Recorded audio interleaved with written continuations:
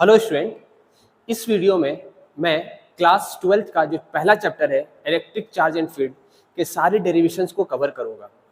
इस वीडियो के डिस्क्रिप्शन में मैं आपको इस चैप्टर का जितने भी टाइप्स ऑफ न्यूमेरिकल्स होते हैं वो भी उसका लिंक दे दूंगा और साथ साथ पीडीएफ लिंक भी दे दूंगा। तो आप ये वीडियो पूरा अगर देखते हो और इसके डिस्क्रिप्शन में जो न्यूमेरिकल्स का पार्ट अगर आप उसको अच्छे से देखते हो तो आपको इस चैप्टर में कोई भी डाउट नहीं रहेगी। तो चलिए स्टार्ट करते हैं। सबसे पहला डेरिवेशन नंबर 1। तो फर्स्ट डेरिवेशन है हमारा कूलम्स लॉ पे। कूलम्स लॉ क्या होता है, अगर दो चार्ज रेस्ट पे है, कूलम्स ने एक लॉ दिया कि अगर आपके पास दो चार्ज है और दोनों चार्ज रेस्ट में है तो उस दोनों चार्ज के बीच में फोर्स ऑफ अट्रैक्शन हो सकता है या फोर्स ऑफ रिपल्सन हो सकता है। जैसे दो पॉजिटिव चार्ज है तो उसके बीच में रिपल्सन होगा, दो अपोजिट चार्ज है पॉजिटिव और नेगेटिव तो उसके बीच में अट्रैक्शन होगा। मतलब चार्जेस के बीच में लगने वाले फोर्स को ही हम क्या कहते हैं, इलेक्ट्रोस्टैटिक फोर्स है। और इस लॉ को डिफाइन किया कूलम ने, जिसका नाम पड़ा कूलम्स लॉ इन इलेक्ट्रोस्टैटिक। मतलब चार्ज पे लगने वाले फोर्स को हम पढ़ते हैं। ये पॉइंट चार्ज के बीच में लगने वाला चार्ज है, ठीक है, और इसको हम अप्लाई किसी भी मीडियम पे कर सकते हैं। पर कूलम्स लॉ डिफाइंड होता है वैक्यूम में और पॉइंट चार्जेस के बीच में अप्लाई होता है, ठीक है। ये एक्शन और रिएक्शन पेयर को फॉलो करता है। कूलम्स लॉ ओबे करता है न्यूटन्स का थर्ड लॉ। तो पहला डेरिवेशन में हम समझते हैं कि जैसे आप कूलम्स लॉ में यही बताया गया कि अगर आपके पास दो चार्ज है और दोनों रेस्ट में है, रेस्ट में मतलब ये मोशन में नहीं है, रेस्ट में है, तो इसके बीच में जब फोर्स लगेगा वही फोर्स क्या कहलाएगा, कूलम्स लॉ। इसमें यही बताया गया है कि इसके बीच की दूरी सेंटर डिस्टेंस को हम आर कहते हैं। ये डिस्टेंस आर है, मतलब डिस्टेंस अगर कम रहेगा तो फोर्स ज्यादा रहेगा, डिस्टेंस अगर ज्यादा रहेगा तो फोर्स कम रहेगा। इसका मतलब ये स्क्वायर इनवर्स स्क्वायर लॉ को फॉलो करता है। जैसे ग्रेविटेशन में था G m1m2/r², उसी तरह कूलम्स लॉ में भी ये इनवर्स स्क्वायर लॉ को फॉलो करता है। तो आप ऐसा कह सकते हो कि इसके बीच का डिस्टेंस अगर r है तो वो इनवर्सली प्रोपोर्शनल होगा r², और ये डायरेक्टली प्रोपोर्शनल होता है product of their magnitude. Directly proportional होता है प्रोडक्ट ऑफ देयर मैग्नीट्यूड, ठीक है ना। मतलब जितनी ज्यादा चार्ज होगी, चार्ज की मैग्नीट्यूड जितनी ज्यादा होगी उतनी इस पे क्या लगेगी, दो चार्जेस के बीच में क्या लगेगी, दो चार्जेस के बीच में फोर्स लगेगी। तो चलो अभी फोर्स लग रहा है तो फोर्स तो वेक्टर क्वांटिटी है, तो वेक्टर एनालिसिस इसका हम करते हैं।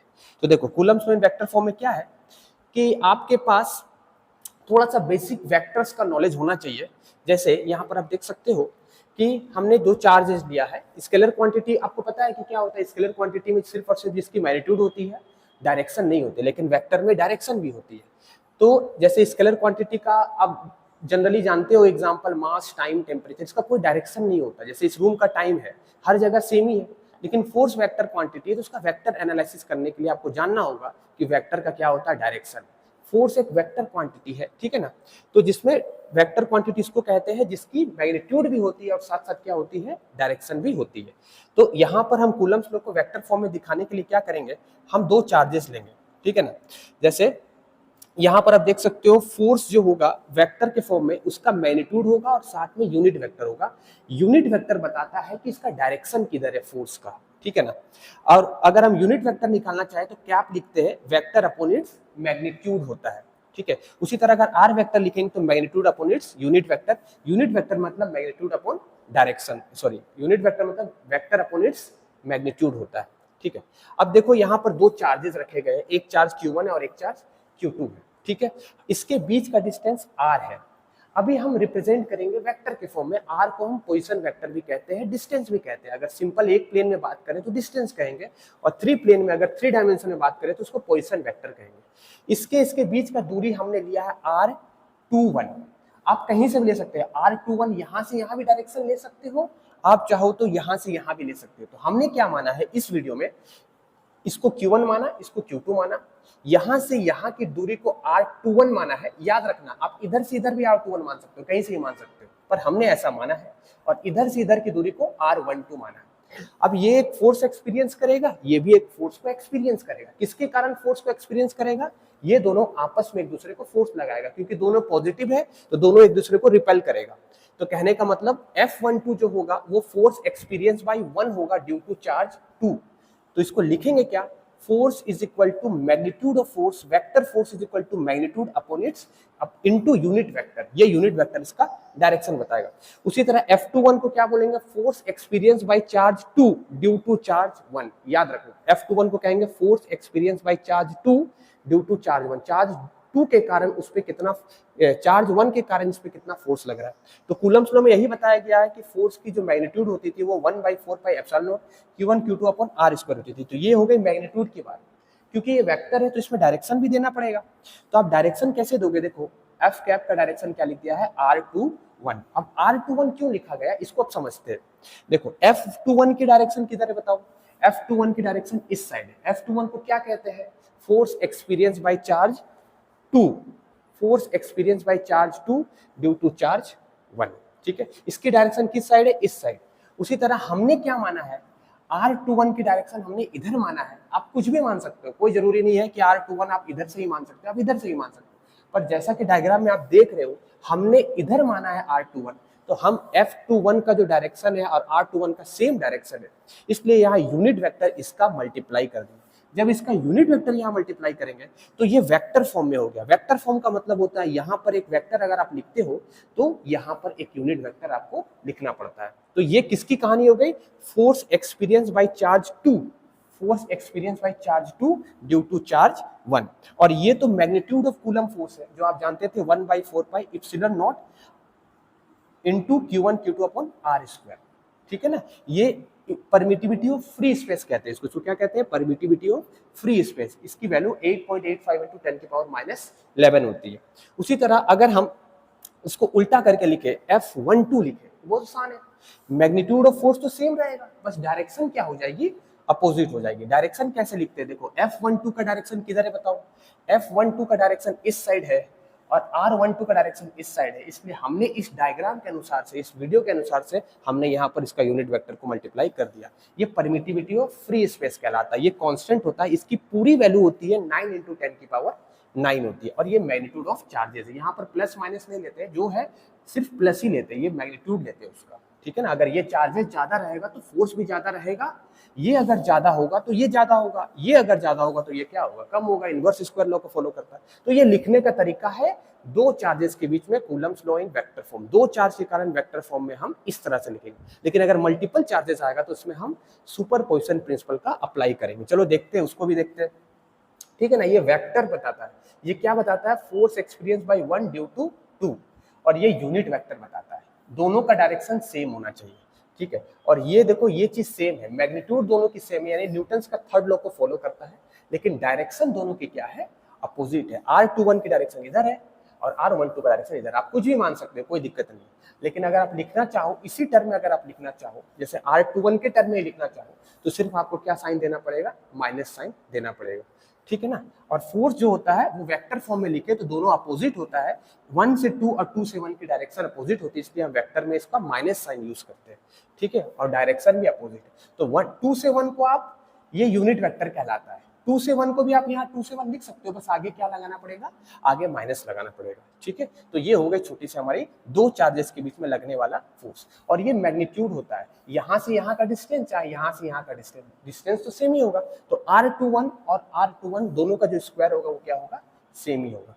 और यूनिट वेक्टर का हम फॉर्मूला क्या जानते हैं, यूनिट वेक्टर को हम लिखते हैं वेक्टर अपॉन इट्स मैग्नीट्यूड लिखते हैं। ठीक है ना, तो अगर हम R21 लिखे तो वेक्टर क्या लिखेंगे, R21, और इसका मैग्नीट्यूड क्या होगा, R27। ये मैग्नीट्यूड रिप्रेजेंट करता है। तो यहाँ यूनिट वेक्टर का काम सिर्फ होता है डायरेक्शन को प्रोवाइड करना। ठीक है ना, अच्छा इसका स्क्वायर है R21, ये स्क्वायर बताता है कि मैग्नीट्यूड का स्क्वायर है। तो अभी 3 आ गए तो यहाँ पावर क्या लिख देंगे, 3। समझ गए ना, यहाँ भी इसका वेक्टर अपॉन इस मैग्नीट्यूड था, तो अभी पावर कितनी हो जाएगी, 2 से क्या हो जाएगी, 3। वैसे यहाँ पर भी हम करना चाहे तो यहाँ भी हम कर सकते हैं 1 से 2। अब इसका भी वेक्टर अपॉन इस मैग्नीट्यूड लिखेंगे। ठीक है ना, तो वेक्टर अपॉन इट्स मैग्नीट्यूड लिखेंगे तो यहाँ पावर कितना हो जाएगा, 3 हो जाएगा। और यहाँ R21 ये वेक्टर है, ये क्या है, वेक्टर अपॉन इट्स मैग्नीट्यूड है। इसको मल्टीप्लाई करोगे तो पावर क्या हो जाएगा, 3 हो जाएगा। ठीक है ना, और तरीके से हम लिख सकते हैं। ठीक है ना, तो ये हमने दो चार्जेस के बीच में कूलम्स लॉ आपको बताया। कूलम्स लॉ वैक्यूम में अप्लाई, लॉ डिफाइन किया गया वैक्यूम पर, अप्लाई आप कहीं भी कर सकते हो। तो ये तरीका होता है लिखने का। अगर आप यही दो चार्जेस को अगर आप स्पेस में रखते हो, स्पेस का मतलब होता है 3 डायमेंशन में दो चार्जेस को, ठीक है ना। तो ये देखो, इसका पोजीशन वेक्टर क्या होगा r1, इसका पोजीशन वेक्टर क्या होगा r2, ठीक है ना। और इसके बीच का दूरी हमने क्या माना, r2 से 1 को इधर माना है, r1 से 2 को इधर से माना। आप ध्यान से सुनो मैं क्या बोल रहा हूँ, r2 से 1 यहाँ भी मान सकते हो, r2 से 1 यहाँ भी मान सकते हो, जो मानो वो उसको यहाँ लिख दो। तो मैंने यहाँ लिख दिया, r2 से 1 को मैंने यहाँ से यहाँ माना है और r12 को मैंने यहाँ से यहाँ माना। ये देखो मैंने लिख दिया ये एरो के हिसाब से, तो आप लिख सकते हो। फोर्स हमेशा सेंट्रली लगता है, आउटवर्ड लगता है, तो फोर्स हमेशा सेंट्रली आउटवर्ड लगेगा। देखो सेंटर को जोड़ने से फोर्स हमेशा सेंट्रली आउटवर्ड लगेगा, सेंट्रली आउटवर्ड लगेगा। ये देखो, ये समझ में आ गया, ठीक है। अब देखो triangle law of vector addition में हमने पढ़ा था कि ये एरो इस साइड एक वेक्टर है, ठीक है। r1 ऐसे लेते हैं प्लस r21 कौन सा था, ये this plus this is equal to this, ये हमने पढ़ा था। तो हम क्या लिखेंगे, इसमें ट्रायंगल लॉ को अप्लाई करेंगे तो ये क्या हो जाएगा, r1 plus r27 is equal to r2। तो वही लिखा गया। तो r21 की वैल्यू क्या हो गई इस डायग्राम के अनुसार से, ठीक है। देखो हम इसको अभी सॉल्व करेंगे तो ये क्या हो जाएगा, ये डायरेक्टली r2 माइनस क्या हो जाएगा, r1 हो जाएगा, ठीक है ना। तो इस तरह से हम r21 को हम क्या लिख सकते हैं, r2 माइनस r1 लिख सकते हैं, ठीक है। देखो ये समझ लो, r21 से हम ऐसा लिख सकते हैं। तो यहाँ पर भी हम इसको सॉल्व करेंगे तो r2 माइनस r1, r21 को क्या लिख सकते हैं, r2 माइनस r1 लिख सकते हैं, r1 माइनस r2 लिख सकते हैं। इस तरह से आप लिख सकते हो, ठीक है ना। तो ये सही तरीका हो गया दो चार्जेस को वेक्टर फॉर्म में रिप्रेजेंट करने का। अब अगर मान लो मल्टीपल चार्जेस है तो इसमें सुपरपोजिशन प्रिंसिपल लगता है। जैसे अभी आप देखो, एक चार्ज, दो चार्ज, तीन चार्ज, चार चार्ज, 4 चार्जेस है, तो इसके बीच में फोर्स कैसे लगेगा। तो इसमें हमको एक चार्ज को फिक्स करना पड़ेगा, भले सभी अभी इक्वल है और अपोजिट ऐसा आप मान लो, लेकिन एक इस पे लगने वाले फोर्स अगर आप कंसीडर करना चाहते हो तो इसको फिक्स करना पड़ेगा और उस पे लगने वाले फोर्स को हमको कंसीडर करना पड़ेगा। चलो देखते हैं। जैसे अभी यहाँ पर एक्स वाई प्लेन में है ना, 4 चार्जेस है। तो जैसे यहाँ Q1 है, Q2 है, Q3 है, Q4। तो Q1 फोर्स किधर एक्सपीरियंस करेगा, Q1 फोर्स एक्सपीरियंस करेगा, किससे एक्सपीरियंस करेगा Q1 फोर्स, इससे करेगा, इससे करेगा, इससे करेगा। इससे जो करने वाला उसका नाम है force experience by 1 due to 2। इससे जो करने वाला है force experience by 1 due to 3। और इससे जो करने वाला force experience by 1 due to 4। तो इसमें सुपरपोजिशन प्रिंसिपल अप्लाई करते हैं। सिर्फ इस पे लगने वाले फोर्स को कंसीडर करेंगे, इसके बीच लगने वाले फोर्स को कंसीडर नहीं करते। तो इस पे जो फोर्स लगेगा वो क्या होगा, वेक्टर सम होगा, इसके बीच का फोर्स, इसके बीच का फोर्स और इसके बीच का फोर्स। तो वही यहाँ लिखा हुआ देखो, force experience by 1 is equal to क्या होगा, force experience by 1 is equal to vector sum of 1 due to 2, 1 due to 3, 1 due to 4। अगर n चार्ज है तो डॉट डॉट डॉट क्या लिख देंगे, n लिख देंगे, ठीक है ना। अब इसको अगर आप खोल करके लिखना चाहोगे तो 1 से 2 में क्या लिखेंगे, देखो r1 से 2 में r1 से 2 लिख देना, r1 से 2 यहाँ q लिख देना, ठीक है ना। उसी तरह r1 से 3 वेक्टर लिख देना और यहाँ पर r1 से 3 कर देना। फिर इसी को आप और कंबाइन फॉर्म में लिखना चाहोगे, सिंपल फॉर्म में, और इसको आप इस तरह से लिख सकते हो। ये चीज वही है डॉटेड करके। अब इसको आप समेशन का भी फॉर्म में कन्वर्ट कर सकते हो। स्टूडेंट पहले मैं थोड़ा बेसिक बता दे रहा हूँ, उसके बाद में पूरा डेरिवेशन कंप्लीट करा दूंगा। थोड़ा सा मैं बात बताना चाहता हूँ इलेक्ट्रिक फील्ड के बारे में। जैसे आप देख सकते हो डायग्राम में, यहाँ पर 10 कूलम का चार्ज है, ये 10 कूलम का चार्ज है और ये -2 कूलम का चार्ज है। किसकी मैग्नीट्यूड ज्यादा है, +10 की मैग्नीट्यूड क्या है, ज्यादा है, इसकी मैग्नीट्यूड कम है। ये प्लस है तो इससे इलेक्ट्रिक फील्ड बाहर निकलेगा। कहने का मतलब अगर चार्ज रेस्ट में रहता है तो उसके चारों तरफ एक फील्ड होती है, उसी फील्ड को हम क्या बोलते हैं, इलेक्ट्रिक फील्ड। तो electric field is the region around the static charge, ठीक है। जहां पर अगर हम कोई दूसरा चार्ज को रखेंगे तो वो दूसरा चार्ज उस इलेक्ट्रिक फील्ड के कारण जो इलेक्ट्रिक फील्ड बनाया है, वो दूसरा चार्ज उसको क्या करेगा, एक फोर्स को एक्सपीरियंस करेगा। तो हर स्टैटिक चार्ज के चारों तरफ एक फील्ड होती है, उसी फील्ड को हम क्या कहते हैं, इलेक्ट्रिक फील्ड। यहाँ पर दो चार्ज आप देख रहे हो, एक है प्लस चार्ज, एक है -2 चार्ज। प्लस चार्ज जो है इससे इलेक्ट्रिक फील्ड बाहर की तरफ निकल रही है। कितनी इलेक्ट्रिक फील्ड निकल रही है, देखो लाइंस, ये सारे फील्ड लाइंस है। टोटल इलेक्ट्रिक फील्ड लाइंस कितने बताओ, 20 है। और वही यहाँ पर -2 चार्ज है, इसकी मैग्नीट्यूड कम है, तो इसमें मैग्नेटिक फील्ड, इससे जो इलेक्ट्रिक फील्ड आने वाली होगी वो कम होगी। यहाँ पर इलेक्ट्रिक फील्ड लाइन ज्यादा है और ये बाहर की तरफ इन्फिनिटी पे जाती है। मान लो इसके बीच में हम दूरी d रखें, ठीक है ना, तो अभी देखते हैं इसका इलेक्ट्रिक फील्ड लाइंस क्या पैटर्न कैसा होता है, ठीक है ना। तो आपको हमेशा एक बात याद रखना है कि जितनी ज्यादा चार्जेस होगी उतनी ज्यादा उससे क्या निकलेगी, इलेक्ट्रिक फील्ड लाइंस। अब ये प्लस वाला है और ये माइनस वाला, तो माइनस वाला में इलेक्ट्रिक फील्ड लाइन इनवर्ड होता है, मतलब ये सारे मैग्नेटिक फील्ड को, इलेक्ट्रिक फील्ड को अपनी तरफ क्या करेगी, अट्रैक्ट करेगी। तो आप देख के क्या समझे इससे कि चार्ज कम है तो फील्ड लाइन सिर्फ देखो कम है, यहाँ पर 4 ही थे, और चार्ज ज्यादा थे तो फील्ड लाइंस क्या होती है, ज्यादा होती है। ज्यादा चार्ज से ज्यादा फील्ड लाइंस बनती है, कम चार्जेस से कम फील्ड लाइंस बनती है। उसी तरह अगर हम 8 रखें तो यहाँ पर देखो 16, अराउंड 16 होगा, तो फील्ड लाइन जितनी मैग्नीट्यूड जितनी ज्यादा होगी उतनी ज्यादा क्या होगी, फील्ड लाइंस होगी, उतनी दूर तक फील्ड लाइंस होगी, मतलब इसकी पावर जो होगी वो दूर तक होगी। उसी तरह अगर आप देखो, अगर हम कुछ एग्जाम्पल ले इसमें, आप याद रखना 8 है तो यहाँ तक पावर होगा, 10 होता तो यहाँ तक पावर होता, ठीक है ना, दूर तक होता।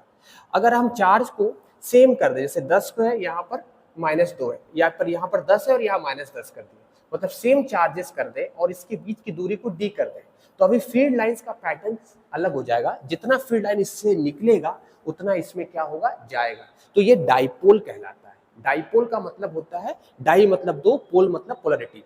अगर दो इक्वल चार्ज है उसको हम डी डिस्टेंस पे रखे हैं, तो जो चार्जेस से इलेक्ट्रिक फील्ड यहाँ निकलेगी वो इसको ये क्या कर लेगा, अपने में एब्जॉर्ब कर लेगा। तो देखो ये डाइपोल कहलाता है। डाइपोल का इलेक्ट्रिक फील्ड लाइन है, ये किसका फील्ड लाइन है, डाइपोल का। यहाँ से निकलती है और किस में जा रही है, प्लस से निकल करके माइनस चार्ज। यहाँ पर पहले +10 था, -10 था, अब हमने चेंज कर दिया क्या इसको, +q और -q। तो डाइपोल क्या होता है, system of two opposite charges separated by distance r। तो ये एक डाइपोल बनाता है, एक डाइपोल फील्ड बनाता है। इसको हम कहते हैं इलेक्ट्रिक डाइपोल। मैग्नीट्यूड सेम है, खाली नेचर अपोजिट है, एक प्लस है दूसरा माइनस है, और इसका डिस्टेंस क्या है, d। इसका टोटल चार्ज कितना होता है डाइपोल का, +q -q क्या होता है, 0। टोटल चार्ज 0 होता है, डिस्टेंस 0 नहीं होना चाहिए। डिस्टेंस शॉर्ट होगा तो अच्छा डाइपोल होगा, याद रखना। अगर आप डिस्टेंस को ज्यादा बढ़ा दोगे तो फिर मजा नहीं आएगा, वो डाइपोल अच्छा नहीं रहेगा, ठीक है ना। तो अगर आप डाइपोल देख रहे हो, एक +q चार्ज एक -q चार्ज, इसके बीच में d रखे, अगर आप इसको इलेक्ट्रिक फील्ड में रखोगे डाइपोल को, तो वो एक टॉर्क को एक्सपीरियंस करता है। इसका मतलब समझते, देखो ये +q चार्ज है, अगर इलेक्ट्रिक फील्ड लाइन इधर से आएगी तो इसको इधर धक्का लगाएगी, और इलेक्ट्रिक फील्ड लाइन अगर इधर से आएगी तो माइनस को इधर बुलाएगी, तो ये ऐसे करके रोटेट करेगा, यानी टर्निंग इफेक्ट आएगा। तो आपको हमेशा एक बात याद रखनी है कि अगर हम डाइपोल को इलेक्ट्रिक फील्ड में रखते हैं तो वो क्या एक्सपीरियंस करता है, टॉर्क, वो गोल घूमता है, ठीक है ना, टर्निंग इफेक्ट को एक्सपीरियंस करता है। फिर से बताना चाहूंगा, ध्यान से सुनना, अगर इलेक्ट्रिक फील्ड लाइन इधर से आ रही है तो प्लस को क्या करेगी, अपने से दूर करेगी। अगर इलेक्ट्रिक फील्ड लाइन इधर से आ रही है तो माइनस को क्या करेगी, अपनी तरफ अट्रैक्ट करेगी। यही इलेक्ट्रिक फील्ड की प्रॉपर्टी होती है, प्लस को अपने से दूर भेजना और माइनस को अपनी तरफ अट्रैक्ट करना। तो आप देख रहे हो ये गोल गोल टर्निंग इफेक्ट होगा। तो टर्निंग इफेक्ट टॉर्क का एक डेरिवेशन भी है जो हम थोड़ी देर में करने वाले हैं। तो आपको समझ में आया, मैंने आपको इलेक्ट्रिक फोर्स के बारे में बता दिया, इलेक्ट्रिक फील्ड के बारे में बता दिया, इलेक्ट्रिक डाइपोल के बारे में बता दिया। अब करते हैं इलेक्ट्रिक फ्लक्स के बारे में कि इलेक्ट्रिक फ्लक्स क्या होता है। चलो इलेक्ट्रिक फ्लक्स को समझते हैं। जैसा कि आप देख रहे हो ये एक प्लेन है, ये भी प्लेन, इसी प्लेन को आप ऐसे करके रख दियो, मतलब एक पेपर एक कॉपी आप समझ सकते हो। प्लेन का मतलब होता है जिसका लेंथ और ब्रेथ होगा लेकिन थिकनेस ना के बराबर होगा, उसको हम प्लेन बॉडी कहते हैं। जैसा एक पेज समझ लो आप, तो पेज को ऐसे भी रख सकते हैं, इस तरह से कर सकते हैं, और एंगल में भी रख सकते हैं। अगर इस प्लेन से, जैसे ये प्लेन है, इससे कितनी इलेक्ट्रिक फील्ड लाइन पास होगी, वही क्या बनाती है, फ्लक्स बनाती है। फिर से सुनना, अगर इलेक्ट्रिक फील्ड लाइन इधर से आ रही है और प्लेन को ऐसे रखे तो वो प्लेन से इलेक्ट्रिक फील्ड लाइन कितनी पास होगी, मान लो 4 पास होगी, तो 4 क्या बनाएगी, फ्लक्स बनाएगी। इलेक्ट्रिक फील्ड से फ्लक्स जो बनता है उसको हम कहते हैं इलेक्ट्रिक फ्लक्स, ठीक है। तो चलो समझते हैं। जैसे आप देख रहे हो, अगर हम ऐसे रखते हैं तो फील्ड लाइन ज्यादा पास होगी, ऐसे रखेंगे तो फील्ड लाइन कम पास होगी, और एंगल में रखेंगे तो देखते हैं कि क्या होता है। अब देखो ये इलेक्ट्रिक फील्ड लाइन पास हो रही है तो ये फ्लक्स बना रही है, इससे तो इलेक्ट्रिक फील्ड लाइन पास ही नहीं हो पा रही, तो इससे फ्लक्स नहीं बन रहा। तो फ्लक्स को फाई से लिखते हैं, जितनी फील्ड लाइन पास होगी उतनी क्या बनेगी, फ्लक्स। तो आप देखो अगर ऐसे रखते हैं प्लेन को तो ज्यादा से ज्यादा इलेक्ट्रिक फील्ड लाइन इससे क्या होगी, पास होगी। इसको फाई से रिप्रेजेंट करते हैं इलेक्ट्रिक फ्लक्स को। अगर ऐसे करके रखिए, छोटा एरिया है बड़ा एरिया है, तो बड़ा एरिया से सिर्फ 2 ही फ्लक्स बना, लेकिन बड़े वाले से कितना बन रहा है, देखो 4 फील्ड लाइंस पास हो रही है, तो बड़े वाले से 4 फ्लक्स बना है, ठीक है ना। और इससे कितने फ्लक्स बन रहे हैं, देखो 2 ही पड़ रहे हैं। तो कहने का मतलब एरिया पे भी डिपेंड करता है इलेक्ट्रिक फ्लक्स, ठीक है। अब यहाँ पर फ्लक्स देखो, यहाँ पर ज्यादा से ज्यादा फ्लक्स बन रही है जब इस तरह से सीधा रखे, ऐसे रखे तो ज्यादा। ये इसका एरिया वेक्टर है। हमेशा याद रखना, प्लेन के जो परपेंडिकुलर होता है उसको हम क्या कहते हैं, एरिया वेक्टर कहते हैं। जिस भी पेपर जैसे आप लिए, उसका जो एरिया वेक्टर होगा उसका उस प्लेन का क्या होगा, परपेंडिकुलर। फ्लक्स का फॉर्मूला होता है इलेक्ट्रिक फील्ड इनटू एरिया। अगर आप ऐसे करके रख दो तो इसका एरिया वेक्टर किधर होगा, ऊपर की तरफ, और इलेक्ट्रिक फील्ड इस साइड होगा। तो एरिया वेक्टर ऐसे है, इलेक्ट्रिक फील्ड ऐसे है, तो दोनों तो लिंक ही नहीं हो रहा है, तो इसमें फ्लक्स क्या हो जाएगा, जीरो। इसमें फ्लक्स क्या हो जाएगा, मिनिमम। इसका एरिया वेक्टर अपवर्ड होगा, क्योंकि प्लेन के हमेशा क्या होता है, परपेंडिकुलर। इसका फ्लक्स क्या होगा, जीरो। अगर आप इंक्लाइन रखते हो तो इलेक्ट्रिक फील्ड लाइन ऐसे जा रही है और एरिया वेक्टर इस तरह से। आप देखो, इस चीज को समझो, अगर आप प्लेन को इंक्लाइन रखते हो, पेपर को इस तरह से रखते हो, तो इलेक्ट्रिक फील्ड लाइन तो सीधे ही जाने वाली है। और एरिया वेक्टर हमेशा प्लेन का क्या होता है, नॉर्मल। ध्यान से देखो, अभी आप ऐसे करके प्लेन पेपर को रख दो, इस तरह से पेपर है, तो एरिया वेक्टर कैसा होगा, एरिया वेक्टर तो हमेशा प्लेन के परपेंडिकुलर होता है। एरिया वेक्टर हमेशा प्लेन के क्या होता है, परपेंडिकुलर। तो इस तरह से रखे हो तो एरिया वेक्टर हमेशा परपेंडिकुलर होगा। तो आपको इसमें जो फ्लक्स लेना है वो क्या करना है, इसको रिजॉल्व करना है टुवर्ड द एरिया वेक्टर। हमेशा याद रखना, फ्लक्स जो बनता है वो एरिया वेक्टर के अलोंग वाला कंपोनेंट को लेते हैं। तो यहाँ पर इलेक्ट्रिक फील्ड इस साइड है, तो इसको आप अलोंग करोगे तो ये क्या हो जाएगा, इस साइड ई है, इस साइड इसको रिजॉल्व करोगे तो ये बन जाएगा ई कॉस थीटा। क्या बनेगा, ई कॉस थीटा। तो यहाँ जो फ्लक्स बनने वाला है E cos theta into area. याद रखना, ई कॉस थीटा इंटू क्या होगा, एरिया। तो यहाँ पर देखो लिखा हूं मैं, ये कंपोनेंट को ऐसा ब्रेक करेंगे, इस साइड रिजॉल्व करेंगे, ई को इस साइड रिजॉल्व करेंगे, तो बनेगा E cos theta into area बनने वाला है। ठीक है ना। तो मेन जो फ्लक्स का सिंबल होता है वो फाई होता है, स्केलर क्वांटिटी होता है, दो चीज के वेक्टर के डॉट प्रोडक्ट से बनता है। Electric field into area into cos theta बनता है। ठीक है, समझ में आया। अभी देखो, electric field into area vector into cos theta, ये जो थीटा होता है ये इन दोनों के बीच का क्या होता है, एंगल होता है। रट लो ये line, theta is the angle between electric field in area vector. आप इसको रिजॉल्व करोगे तो एरिया को, इस इलेक्ट्रिक फील्ड को इस साइड रिजॉल्व करोगे तो क्या कंपोनेंट कहलाएगा, E into cos theta. E into cos theta into area क्या हो जाएगा, ई ए कॉस थीटा। तो this is the representation of flux, and flux is equal to E A cos theta. ये plane हो गया, और ये इस पे क्या है, प्लेन पे परपेंडिकुलर जो होता है उसी को हम क्या कहते हैं, एरिया वेक्टर कहते हैं। फ्लक्स स्केलर क्वांटिटी होता है। अब चलिए हम करते हैं सारे डेरिवेशन इस टॉपिक के। तो अभी पहला डेरिवेशन करेंगे, इलेक्ट्रिक फील्ड एक्सियल लाइन पे कितना होता है डाइपोल के कारण। तो एक डाइपोल का सेट है minus Q plus Q charge, और हम चाहते हैं कि उस डाइपोल के कारण इलेक्ट्रिक फील्ड एक्सियल डिस्टेंस पे कितना होगा। तो चलिए देखते हैं। यह है topic, electric field at a point on A axial line of a dipole. सबसे पहले क्या करेंगे, हम दो चार्ज लेंगे, एक का नाम माइनस क्यू चार्ज, एक का नाम प्लस क्यू चार्ज। इसके बीच का दूरी जो लेंगे वो लेंगे 2a। याद रखना, ये ओरिजिन होता है, सेंटर पे ओरिजिन होता है, यहाँ से यहाँ a होगा और यहाँ से यहाँ क्या होगा, a होगा। ये प्लस क्यू चार्ज और ये क्या है, माइनस क्यू चार्ज। हमेशा पहले माइनस लिखना है, फिर क्या लिखना है, प्लस लिखना है। डायपोल मोमेंट की डायरेक्शन होती है नेगेटिव से पॉजिटिव के बीच में, याद रखना है। एक्सियल लाइन इसी लाइन पे कहीं, एक्सिस पे कहीं लाई करेगा, इस साइड कहीं लाई करेगा। ठीक है ना। और ये डायपोल का जो टोटल लेंथ है वो 2a है। तो ये एक्सियल पॉइंट ये हो गया P, इसको हम कहेंगे एक्सियल पॉइंट। यहाँ पर हमको इस इलेक्ट्रिक फील्ड निकालना है इस डायपोल के कारण, इसी को कहते हैं electric field at axial line, यहाँ पर निकालना। अच्छा, ये सेंटर माने थे, तो ये सेंटर को यहाँ से यहाँ A था, यहाँ से यहाँ R हो जाएगा। ठीक है ना, यहाँ से यहाँ डिस्टेंस लेंगे R। अब बताओ, इससे इसकी दूरी कितनी होगी, पूरी R है और ये A है, तो R में से अगर A माइनस करेंगे तो यहाँ से यहाँ का डिस्टेंस हो जाएगा R माइनस A।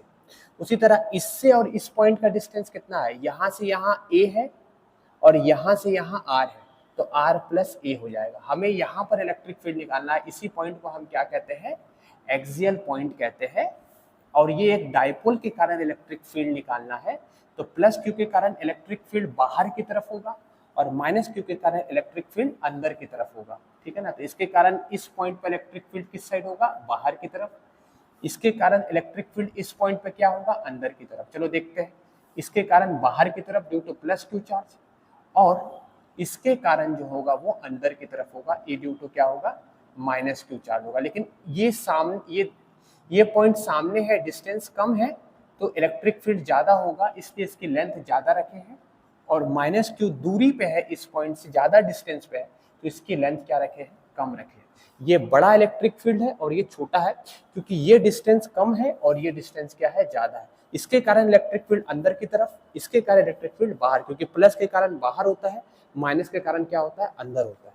तो चलो करते हैं, ये डिस्टेंस हो गया, यहाँ से यहाँ का डिस्टेंस r माइनस ए, यहाँ से यहाँ का डिस्टेंस r प्लस ए। तो नेट इलेक्ट्रिक फील्ड क्या होगा, नेट इलेक्ट्रिक फील्ड होगा, बड़ा से छोटे को माइनस कर देंगे, E due to plus Q minus E due to minus Q, दोनों को माइनस कर देंगे, बड़े में से छोटे को।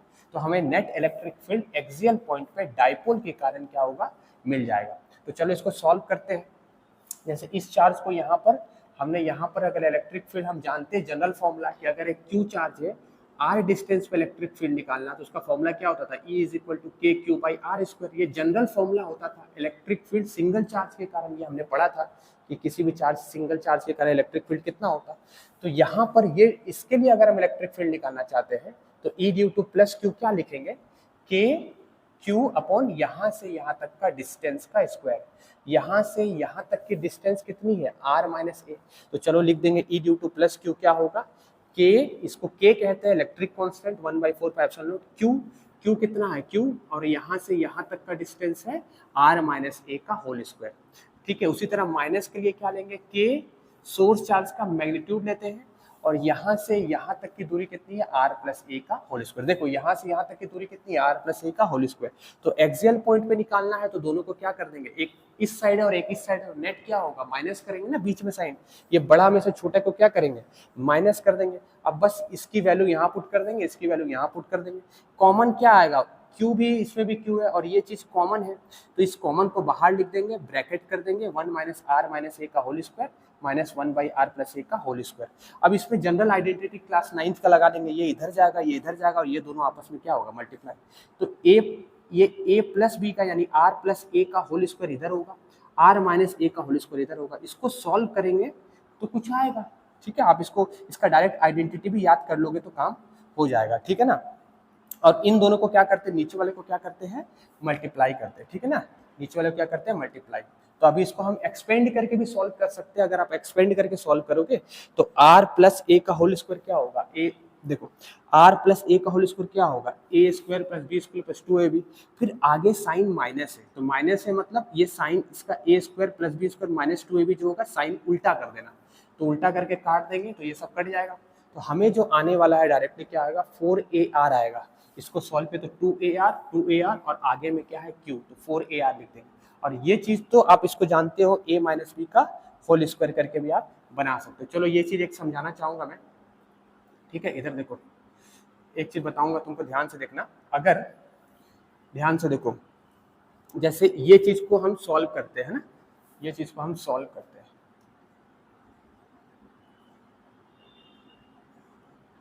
जैसे आप यहाँ पर देखो, इसको हम सॉल्व करना चाहेंगे तो ये r माइनस ए का whole square r plus A का होल स्क्वायर है, तो इसको हम क्या लिख सकते हैं, r minus A into R minus A. इसको क्या लिख सकते हैं, r plus A into R plus A.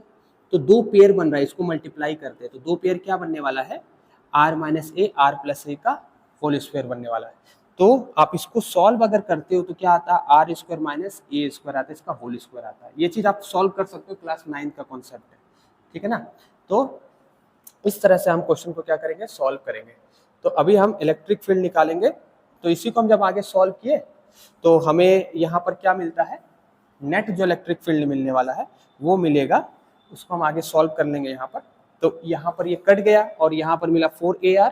4ar को आप क्या लिख सकते हो, 2ar, और 2 को बाहर भेज देना। तो यहाँ पर क्या आ गया, देखो r को बाहर भेज दिए और 2 को भी बाहर भेज दिए, तो 2r बाहर आ गया है और अंदर में क्या ले जाएंगे, q और 2a। तो q2a को हम डाइपोल मोमेंट कहते हैं, तो हम इसकी जगह में क्या लिख देंगे, डाइपोल मोमेंट।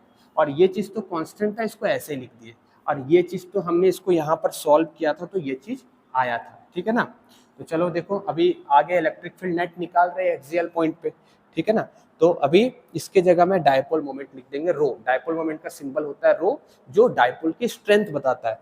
ठीक है, तो हम इसके जगह में क्या लिख देंगे, डायरेक्टली 2aq के जगह में रो लिख दिए, रो आर। ये हमारा इलेक्ट्रिक फील्ड कहाँ पर आ गया, एक्सियल पॉइंट पे इलेक्ट्रिक फील्ड आ गया। इलेक्ट्रिक फील्ड एक्सियल पॉइंट का फॉर्मूला ये होता है, ये डेरिवेशन इंपॉर्टेंट एग्जाम में आता है, तो ये आप लिख सकते हो, है ना। इस तरह से आप इसको नोट कर सकते हो, वीडियो को रोक करके भी लिख सकते हो। तो ये हमारा पहला डेरिवेशन हो गया, ठीक है। अब आता है दूसरा डेरिवेशन। अगर इसी को मैं थोड़ा सा,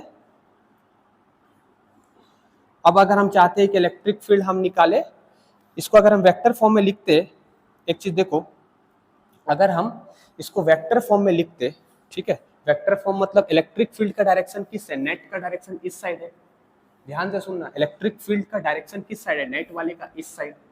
और डायपोल मोमेंट का डायरेक्शन किधर होता है, नेगेटिव से पॉजिटिव होता है, नेगेटिव से पॉजिटिव होता है डायपोल मोमेंट का डायरेक्शन। तो डायपोल मोमेंट का डायरेक्शन भी इसी साइड है और इलेक्ट्रिक फील्ड का, नेट इलेक्ट्रिक फील्ड का डायरेक्शन भी इसी साइड है, दोनों का डायरेक्शन सेम है। इसलिए यहाँ पर कौन सा साइन लिखते हैं, प्लस। अगर आप वेक्टर में लिखते तो इसके ऊपर एरो बना देना और इसके ऊपर यूनिट वेक्टर भी एक मल्टीप्लाई कर देना, रो कैप मल्टीप्लाई कर देना, तो इलेक्ट्रिक फील्ड एक्सियल पॉइंट पे आ जाएगा आपका। कौन से पॉइंट के लिए, किसके लिए आएगा, ये आएगा अपना एक्सियल पॉइंट पे। सो स्टूडेंट, अभी हम दूसरा डेरिवेशन करेंगे जिसका नाम है इलेक्ट्रिक फील्ड हमें निकालना है इलेक्ट्रिक डायपोल के कारण इक्वेटोरियल पॉइंट पे। इक्वेटोरियल पॉइंट दो डायपोल का जो सेंटर पॉइंट होता है उससे परपेंडिकुलर डिस्टेंस होता है। तो चलो करते हैं इस डेरिवेशन को। अब देख सकते हो, सबसे पहले हम क्या लेंगे, दो चार्ज लेंगे, एक प्लस क्यू लेंगे और एक माइनस क्यू लेंगे। इसके बीच का जो डिस्टेंस लेते हैं वो हम क्या लेते हैं, 2a लेते हैं। सेंटर पे जो पॉइंट होगा उसको O मानेंगे, यानी यहां से यहां का डिस्टेंस a होगा और यहां से यहां डिस्टेंस क्या होगा, a होगा। टोटल डिस्टेंस क्या है, इसके बीच का डिस्टेंस है 2a। और ये एक डायपोल है। डायपोल क्यों है, क्योंकि एक साइड माइनस क्यू चार्ज है और एक साइड प्लस क्यू चार्ज है। इक्वल एंड अपोजिट चार्ज क्या होता है, डायपोल होता है। डायपोल फॉर्म करता है सेपरेटेड बाय डिस्टेंस 2a। अब हम चाहते हैं कि हम इलेक्ट्रिक फील्ड निकालें एक्सियल इक्वेटोरियल पॉइंट पे। इक्वेटोरियल पॉइंट जो होता है सेंटर से परपेंडिकुलर डिस्टेंस पे होता है, तो हमें यहाँ पर इलेक्ट्रिक फील्ड निकालना है, ठीक है ना। तो अब बताओ, प्लस से जो इलेक्ट्रिक फील्ड होगा इस पॉइंट पे बाहर की तरफ होगा, माइनस से जो इलेक्ट्रिक फील्ड इस साइड होगा अंदर की तरफ होगा, है ना। इस पॉइंट पे हमको इलेक्ट्रिक फील्ड निकालना। अच्छा, ये डिस्टेंस अगर a है तो यहाँ से यहाँ डिस्टेंस कितना होगा, a होगा। ये यहाँ से यहाँ तक r होगा, तो ये आप हाइपोटेनियस से निकाल सकते हो पाइथागोरस थ्योरम से। रूट अंडर क्या होगा, a square plus R square. Hypotenuse, आप ये प्रोसेस जानते हो, इस प्रोसेस को हम कहते हैं पाइथागोरस थ्योरम से हम निकाल सकते हैं हाइपोटेनियस का लेंथ। क्योंकि आप इस चार्ज से यहाँ पर इलेक्ट्रिक फील्ड निकालना चाहते हो, इस चार्ज से यहाँ पर इलेक्ट्रिक फील्ड निकालना चाहते हो, जो बाहर की तरफ होगा। जो किस साइड होगा, बाहर की तरफ होगा, मतलब ये आउटवर्ड होगा, ई ड्यू टू प्लस क्यू। और E due to minus Q इस पॉइंट पे क्या होगा, अंदर होगा। ई ड्यू टू माइनस क्यू अंदर होगा। तो नेट इलेक्ट्रिक फील्ड ऐसे करके बनेगा, इलेक्ट्रिक फील्ड लाइंस। तो हमें नेट इलेक्ट्रिक फील्ड दोनों के कारण क्या निकालना, देखो प्लस के लिए इस साइड हो गया, माइनस के लिए इस साइड होगा। तो हमें net electric field plus Q और माइनस क्यू के लिए निकालना है, ठीक है ना। तो कुछ नहीं करेंगे, जनरल फॉर्मूला इलेक्ट्रिक फील्ड का फॉर्मूला बताए थे, के क्यू बाई आर स्क्वायर। तो ये डिस्टेंस लेना है हमको। डिस्टेंस कौन सा लेना है, चार्ज से डिस्टेंस लेते हैं, हमेशा याद रखना, चार्ज से डिस्टेंस लेते हैं। यहाँ से यहाँ तक की डिस्टेंस लेनी है। अब ये डिस्टेंस और ये डिस्टेंस सेम ही, तो ये हो गया electric field due to plus Q और ये electric field due to minus Q. तो नेट इसका निकालना है, net electric field equatorial point पे कितना होगा ये हमको निकालना है। माइनस इसको अट्रैक्ट करेगा क्योंकि माइनस की इलेक्ट्रिक फील्ड अंदर की तरफ होती है और प्लस की इलेक्ट्रिक फील्ड बाहर की तरफ होती है, इसलिए ये इस पॉइंट पे बाहर की तरफ होगा और इसके कारण इस पॉइंट पे किधर होगा, अंदर की तरफ। तो प्लस क्यू के लिए अगर हम फॉर्मूला निकालना चाहते हैं तो हमने ऐसा पढ़ा था, इलेक्ट्रिक फील्ड का formula E due to plus Q charge क्या होता था, K plus Q charge upon distance का स्क्वायर। तो आप ही बताओ यहाँ से यहाँ तक का डिस्टेंस कितना है, ये, तो इसका स्क्वायर करेंगे। तो इसी को सॉल्व जब करेंगे तो रूट का स्क्वायर करेंगे तो रूट हट जाएगा और ये सिंपल आ गया। उसी तरह माइनस का अगर करेंगे तो क्या आएगा, के, ये चीज पूरी के कहलाती है 1/4πε0। के क्यू सोर्स चार्ज का सिर्फ मैग्नीट्यूड लेते हैं, देखो प्लस यहाँ भी लिखे, यहाँ भी प्लस लिखे, माइनस नहीं लेते, बस यहाँ लिख देना ऐसे। अब इसका स्क्वायर करेंगे, यहाँ से यहाँ तक की डिस्टेंस कितनी है, यहाँ से यहाँ तक की डिस्टेंस भी उतनी है, ए रूट अंडर इतना। इसका स्क्वायर करेंगे तो रूट और ये कट जाएगा और सिर्फ हमको क्या मिलेगा, ए स्क्वायर प्लस ये मिलेगा, ठीक है। अब हमको नेट निकालना है तो ये वेक्टर का इसमें लॉ लगाएंगे क्योंकि दोनों वेक्टर क्वांटिटी है, इलेक्ट्रिक फील्ड वेक्टर क्वांटिटी। तो इसका जो नेट आने वाला वो रिजल्टेंट इस साइड आएगा क्योंकि दोनों की वैल्यू सेम है। तो ये भी 10 है, ये भी 10 है मान लो, तो इसका जो बाइसेक्टर जो नेट आने वाला वो सेंटर पे आने वाला है, यानी इधर आएगा, नेट इलेक्ट्रिक फील्ड इधर आएगा। तो देखो डायपोल मोमेंट का डायरेक्शन इधर है, हमेशा याद रखना डायपोल मोमेंट की डायरेक्शन होती है नेगेटिव से पॉजिटिव की तरफ और इलेक्ट्रिक फील्ड इस साइड है, तो दोनों का डायरेक्शन अपोजिट है। तो नेट इलेक्ट्रिक फील्ड का जो वेक्टर के फॉर्म में लिखोगे उसमें आपको नेगेटिव लिखना है, ठीक है ना। चलो अभी देखो इसमें क्या किया गया, थोड़ा सा मैथ से देखो। ये देखो E due to plus Q है, आप इसको इस साइड रिजोल्व करोगे, इसको इस साइड रिजोल्व करोगे, उसी तरह इसे भी इस साइड रिजोल्व करोगे और इसे उस साइड रिजोल्व करोगे, क्योंकि दो साइड आप जानते थे रिजोल्यूशन करते। तो जब इसको इस साइड रिजोल्व करेंगे और इसको इस साइड रिजोल्व करेंगे तो ये दोनों एक दूसरे को कैंसिल कर देगा, यानी साइन कंपोनेंट क्या हो जाएगा, कैंसिल। लेकिन कॉस वाला जो इस साइड रिजोल्व होगा और इसका इस साइड जो रिजोल्व होगा, दोनों क्या कर देंगे, ऐड।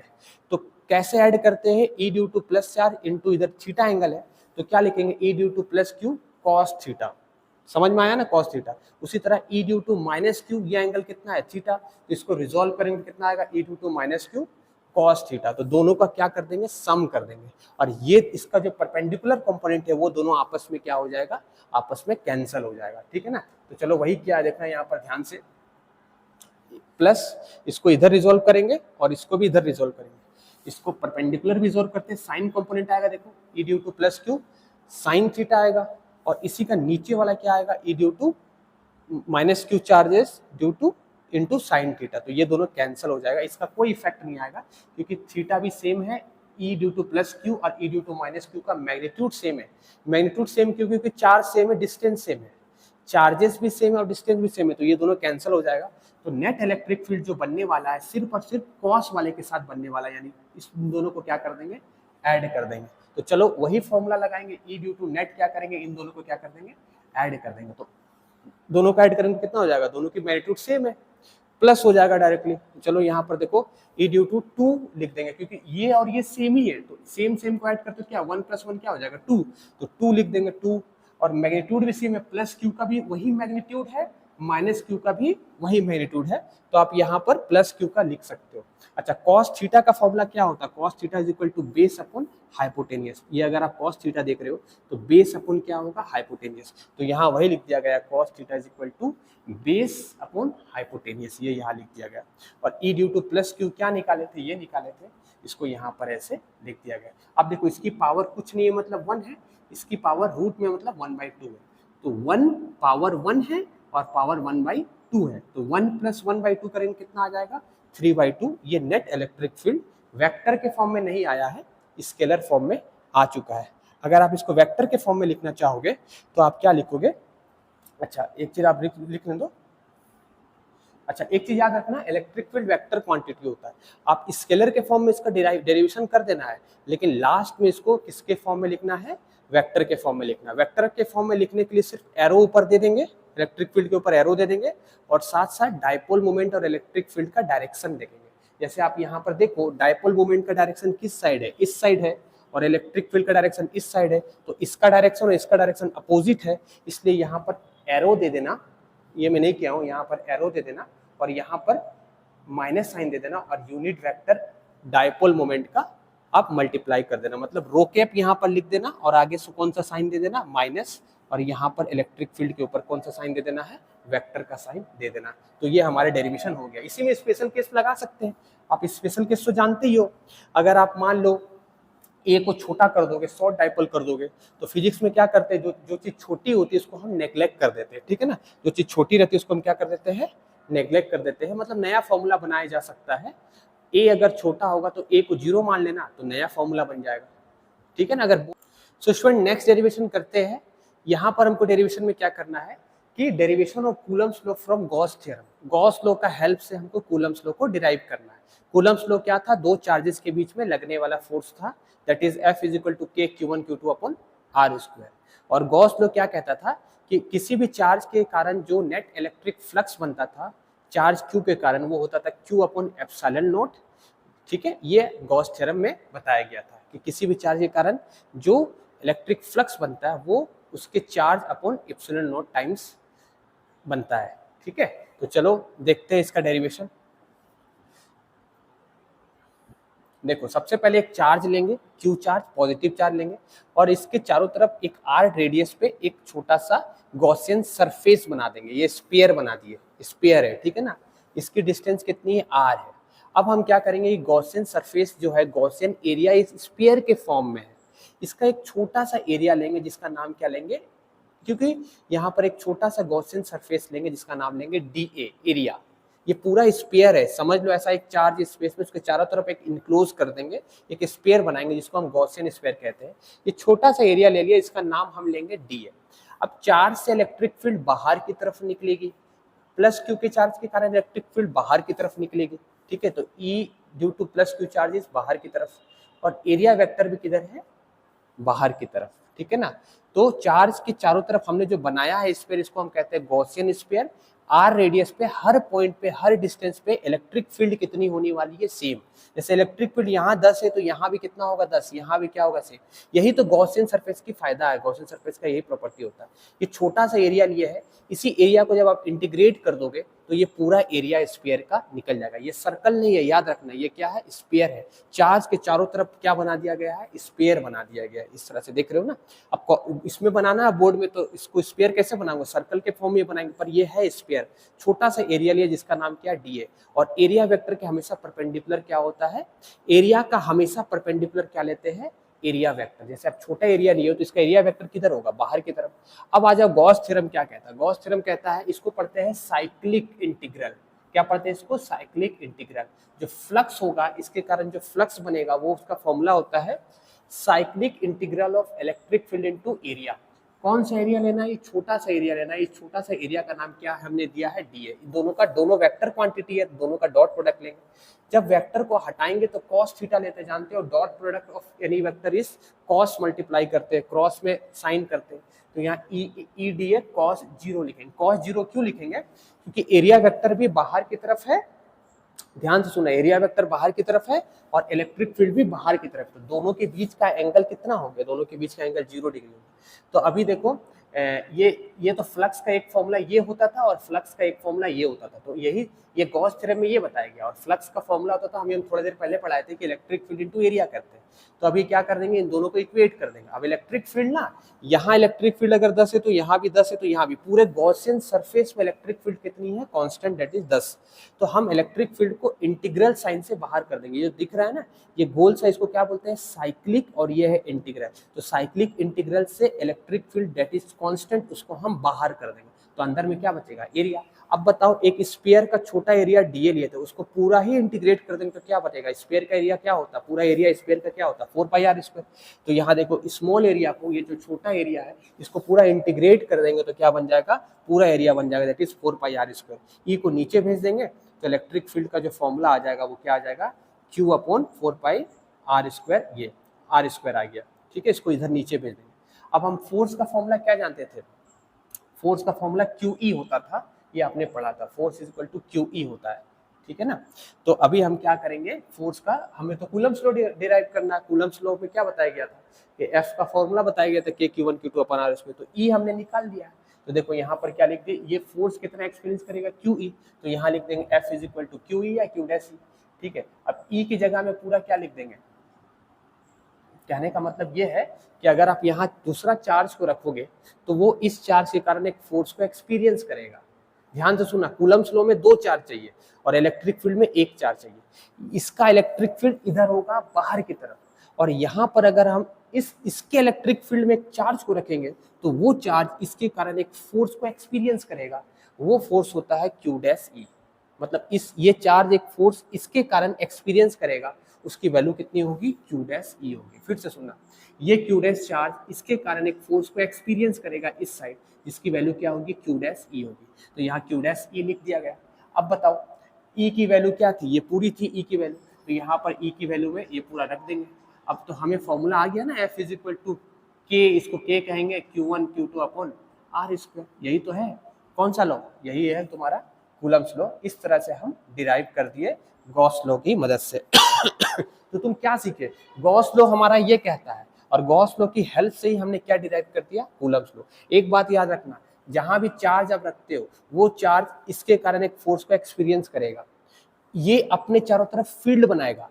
उस फील्ड में अगर आप दूसरा चार्ज को रखोगे तो वो दूसरा चार्ज उस इलेक्ट्रिक फील्ड के कारण एक फोर्स एक्सपीरियंस करेगा, जिसका फॉर्मूला क्या होता है, क्यू डैश ई। तो ये हो गया हमारा डेरिवेशन। चलो नेक्स्ट करते हैं स्टूडेंट, नेक्स्ट डेरिवेशन करते हैं। गॉस लॉ की मदद से हमें इलेक्ट्रिक फील्ड निकालना है लाइन ऑफ चार्जेस में। लाइन ऑफ चार्ज का मतलब होता है कि चार्जेस किसी लाइन में अरेंज है और वो चार्जेस काफी लंबी लेंथ में, काफी इनफाइनाइटली लॉन्ग लेंथ में क्या है, अरेंज है। तो चलो इसका डेरिवेशन करते हैं गॉस लॉ की मदद से। तो सबसे पहले हम क्या करते हैं, एक लाइन चार्ज लेते हैं, एक लाइन बना देना, उसमें चार्जेस बना देना, मान लो प्लस क्यू चार्ज है, ठीक है, एक लाइन में चार्जेस स्प्रेड है। अब इसके कारण इलेक्ट्रिक फील्ड इस डिस्टेंस पे, ये डिस्टेंस पे, ये डिस्टेंस पे इलेक्ट्रिक फील्ड कितना होगा, ये हमें निकालना है। तो हम क्या करेंगे, सिंपल एक आर दूरी पे इसके चारों तरफ क्या होगा, एक लाइन चार्ज है, एक लाइन चार्ज के चारों तरफ हम एक सिलेंडर बना देंगे जिसका नाम होता है गॉसियन सिलेंडर। ये गॉसियन सिलेंडर की खासियत क्या होती है, हम सिलेंडर ही क्यों बनाए, क्वेश्चन ये अराइज होता है। तो देखो ये डिस्टेंस आर है, ये डिस्टेंस भी आर है, मान लो यहाँ पर इसके कारण इलेक्ट्रिक फील्ड 10 है, तो इसके कारण इलेक्ट्रिक फील्ड यहाँ भी कितना होगा, 10। तो आप ऐसे करके जो सिलेंडर बनाया उसको हम कहते हैं गॉसियन सिलेंडर। याद रखना, लाइन चार्ज में हम क्या बनाते हैं, गॉसियन सरफेस जो बनाते हैं, ये जो बनाए हैं इसको हम गॉसियन सरफेस कहते हैं, और ये गॉसियन सरफेस का नाम होता है गॉसियन सिलेंडर, इसको बनाया गया। इसकी खासियत क्या होती है कि हर डिस्टेंस पे जो बनाया है, इसकी लेंथ मान लो एल है, पूरी डिस्टेंस में इसकी इलेक्ट्रिक फील्ड क्या होगी, कांस्टेंट होगी, उसी के अनुसार ही हम गॉसियन सरफेस बनाते हैं। ठीक है, अब हमने ये गॉसियन सरफेस बना दिया जिसका शेप कैसा है, देखने में एक सिलेंडर की तरह है। तो आप यहाँ लिख सकते हो ये गॉसियन सिलेंडर है और ये लाइन ऑफ चार्ज है, इनफाइनाइटली लॉन्ग चार्ज है, ठीक है ना। अब इसके कारण, ये लाइन ऑफ चार्ज के कारण इलेक्ट्रिक फील्ड कितना बनने वाला है दूरी पे, वही हमको निकालना, यही हमारा इस डेरिवेशन का हमारा मेन एम यही है। तो चलो कैसे निकालते हैं, बहुत आसान है। देखो सबसे पहले क्या करेंगे कि हम यहाँ पर इस एरिया को 3 पार्ट में डिवाइड करेंगे। जैसे ये वाला एरिया, जैसे ये घुमा हुआ एरिया है, इस तरह से घुमा हुआ, तो ऊपर वाला एरिया को डीए कहेंगे। इसका एरिया छोटा सा पार्ट लिया, जिसका एरिया वेक्टर हमेशा क्या होता है, सरफेस के बाहर की तरफ होता है। वर्ड याद रखना, ये जो घुमा हुआ पार्ट है ऐसे करके, इसका एरिया वेक्टर किधर होगा, बाहर की तरफ। वैसे इस साइड का एरिया वेक्टर किधर होगा, बाहर की तरफ। इस साइड का एरिया वेक्टर किधर होगा, बाहर की तरफ। अच्छा, इलेक्ट्रिक फील्ड लाइन तो हमेशा बाहर की तरफ होगी, प्लस से बाहर की तरफ होगी। यहाँ पर भी इलेक्ट्रिक फील्ड लाइन कैसे होगी, बाहर की तरफ। तो देखो एरिया वेक्टर और इलेक्ट्रिक फील्ड, एरिया वेक्टर इस साइड, इलेक्ट्रिक फील्ड इस साइड, तो इसके बीच का जो एंगल है वो कितना बन रहा है, 90। वैसे ही एरिया वेक्टर इस साइड, इलेक्ट्रिक फील्ड इस साइड, इसके बीच का एंगल कितना बन रहा है, 90। तो ये दोनों फ्लक्स कंट्रीब्यूट नहीं करेगा, सिर्फ और सिर्फ फ्लक्स जो कंट्रीब्यूट करने वाला वो ये पार्ट करने वाला है, क्योंकि दोनों की डायरेक्शन क्या है, सेम है। याद रखना, ये वाला पार्ट कंट्रीब्यूट, इस साइड वाला पार्ट इलेक्ट्रिक फ्लक्स कंट्रीब्यूट नहीं करेगा, ना ही इस साइड वाला करेगा, जो भी करेगा इस साइड करेगा। तो चलो करते हैं इसका डेरिवेशन। तो फ्लक्स टोटल अगर आपको निकालना है तो फ्लक्स का फॉर्मूला क्या होता है, phi is equal to electric field into area vector and angle between area vector. अच्छा, इसका लेंथ हम क्या मान लेंगे, इसका लेंथ मान लेंगे गॉसियन सिलेंडर का लेंथ हो जाएगा एल। इसका सरफेस एरिया कितना होगा बताओ, इसकी रेडियस अगर आर है तो surface area, curve surface area कितना होगा, 2 पाई आर इंटू एल। याद रखना इसका सरफेस एरिया क्या होगा, 2 पाई आर इंटू एल, किसका, गॉसियन सरफेस का। अब देखो ये हमारा गॉस थ्योरम है कि electric flux is equal to Q by epsilon naught. Electric flux का फॉर्मूला क्या होता था, cyclic integral of E dot D है। अच्छा, इलेक्ट्रिक फील्ड पूरे रीजन में क्या है, सेम है। याद रखना, गॉसियन सरफेस जो बनाते हैं उस गॉसियन सरफेस में हर जगह इलेक्ट्रिक फील्ड क्या होती है, सेम होती है। तो ये सेम है तो आप इसको इंटीग्रेशन साइन से बाहर लिख सकते हो। ये चीज जो देख रहे हो इसको कहते हैं साइक्लिक इंटीग्रल। याद रखना, ये साइकिल के फॉर्म में है, एक सर्कल है, इसको कहते हैं साइक्लिक इंटीग्रल। ये इलेक्ट्रिक फील्ड एरिया। अच्छा, यहाँ क्या लिखेंगे, cos 0, क्योंकि cos 90 वाला जो हो ना, सुनो ध्यान से मेरी बात सुनो, याद रखना ये जो इसके बीच का एंगल क्या होगा, ए बी cos थीटा होगा। तो बताओ ये cos 90 हो जाएगा तो क्या हो जाएगा, 0, मैं लूंगा ही नहीं। उसी तरह यहाँ क्या हो जाएगा, इलेक्ट्रिक फील्ड इस साइड, एरिया वेक्टर इस साइड, इसके बीच का एंगल कितना है, 90। तो ये वाला भी मैं नहीं लेने वाला हूँ, ठीक है। तो जो भी लूंगा मैं, इलेक्ट्रिक फील्ड जो फ्लक्स जो बनेगी वो इस रीजन से बनेगी, एक इस साइड है दूसरा भी इस साइड है, दोनों के बीच का एंगल कितना है, 0 डिग्री। तो यही इलेक्ट्रिक फ्लक्स कंट्रीब्यूट करेगा। मैं बार बार बोल रहा हूँ, ध्यान से सुन लो, ठीक है ना। चलो अब इलेक्ट्रिक फील्ड को बाहर लिख लेंगे, cos 0 की वैल्यू 1 होती है, ठीक है ना। ये एंगल 90 है, तुम डायरेक्टली यही लिख सकते थे फ्लक्स 0, यही लिख सकते थे फ्लक्स 0, लेफ्ट भी 0 राइट भी 0, जो बनेगा कर्व पार्ट से बनेगा, लेटरल पार्ट से बनेगा। तो चलो इलेक्ट्रिक फील्ड कांस्टेंट अभी बताए थे कि इलेक्ट्रिक फील्ड इस रीजन में हर जगह क्या होने वाली है, सेम। तो कांस्टेंट को बाहर लिख देते हैं, area cyclic integral of area करेंगे। इस छोटे से पार्ट को पूरा अगर तुम एरिया को इंटीग्रेट करोगे, ये छोटा सा जो मुड़ा हुआ पार्ट है इसको पूरा इंटीग्रेट करोगे तो कर्व सरफेस एरिया आएगा, इसका रेडियस आर है। तो अभी कर्व सरफेस एरिया का फॉर्मूला क्या बताए थे, इस सिलेंडर का कर्व सरफेस एरिया क्या होने वाला है, 2 पाई r इंटू यहाँ से यहाँ तक की लेंथ कितनी है l, तो ये हमने लिख दिया। तो इलेक्ट्रिक फील्ड का फॉर्मूला क्या आ जाएगा, क्यू। इस चीज को आप नीचे भेज दो तो ये electric field due to line charge आ गया। अब कभी कभी एग्जाम में ये डायग्राम बनाने आएगा कि इसके बीच का ग्राफ बनाइए, ई और आर के बीच का ग्राफ बनाइए। तो ये इलेक्ट्रिक फील्ड किसके कारण हो गया, लाइन ऑफ चार्ज के कारण। और ये कौन सा थ्योरम का यूज किया है, गॉस थ्योरम का यूज किया है। अब इसके और इसके बीच का ग्राफ बनाने एग्जाम में आता है, ई और आर के बीच का ग्राफ बनाइए। तो आपको क्या करना है, ये इनवर्सली प्रोपोर्शनल है, तो इनवर्सली प्रोपोर्शनल ग्राफ तो पता ही है कैसे बनाते हैं। अच्छा, इलेक्ट्रिक फील्ड लाइन चार्ज के लिए क्या फॉर्मूला हो गया, Q by 2 pi epsilon naught L into R. मतलब इलेक्ट्रिक फील्ड चार्ज पे डिपेंड करेगा, चार्ज ज्यादा होगी तो इलेक्ट्रिक फील्ड क्या होगी, ज्यादा होगी। डिस्टेंस ज्यादा होगी, आर अगर ज्यादा होगी मतलब इससे आप ज्यादा नीचे जाओगे ये लाइन चार्ज से, तो उतनी इलेक्ट्रिक फील्ड क्या हो जाएगी, कम हो जाएगी। ठीक है, तो एक टर्म यूज करते हैं इसमें, लाइन में अगर चार्ज रहता है इसको हम कहते हैं लीनियर चार्ज डेंसिटी। ठीक है, इसको करते हैं linear charge density. Linear charge density क्या होता है, चार्ज अपॉन लेंथ। तो चार्ज अपॉन लेंथ की जगह में हम क्या लिख सकते थे, लैम्डा। देखो चार्ज अपॉन लेंथ की जगह हम क्या लिख सकते थे, चार्ज अपॉन लेंथ की जगह में लैम्डा। तो ये हमारा फॉर्मूला आ चुका है, E is equal to lambda by 2 pi epsilon naught R. अब हमको ग्राफ अगर बनाने बोलेगा कि इलेक्ट्रिक फील्ड और आर के बीच में ग्राफ बनाइए, तो ये ग्राफ कैसा हो गया है, ग्राफ का शेप ऐसा होता है। ठीक है, समझ में आया। ये किसके कारण था, एक लाइन में चार्ज थे। लाइन में जब चार्ज रहती है तो हम linear charge density term use करते हैं। लीनियर चार्ज डेंसिटी का सिंबल होता है लैम्डा। लीनियर चार्ज डेंसिटी को कहते हैं चार्ज अपॉन लेंथ।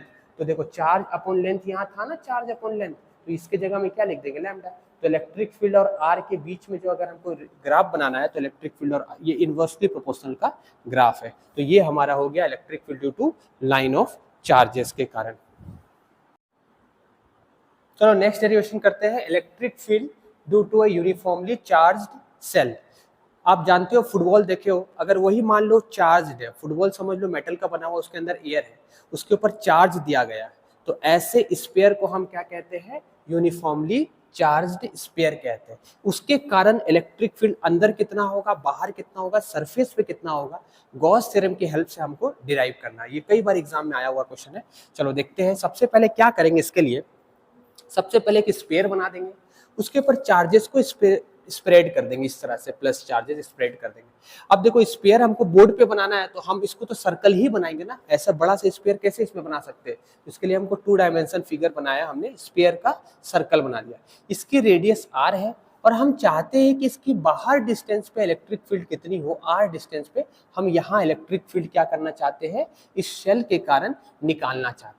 तो यहाँ निकालना चाहते हैं हम इलेक्ट्रिक फील्ड, तो हम क्या करेंगे, इसके कारण एक गोल सा एक और स्पेयर बना देंगे चारों तरफ। इसको हम कहते हैं गॉसियन सरफेस। क्या कहते हैं इसको, गॉसियन सरफेस कहते हैं। ये गॉसियन सरफेस हो गया।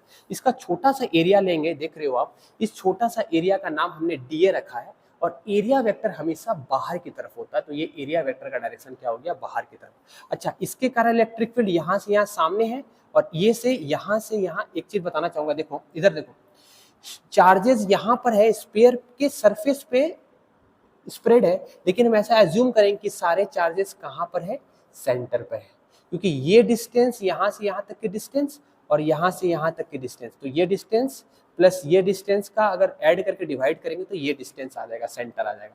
तो आप ऐसा टेंशन मत लो, आप सिर्फ क्या याद रखना है, मैं जो बता रहा हूँ कि आपको ऐसा सोचना है कि सारे चार्जेस अंदर पे है, ऐसा सोचना है बस, है ना, ऐसा इमेजिन करना मन में।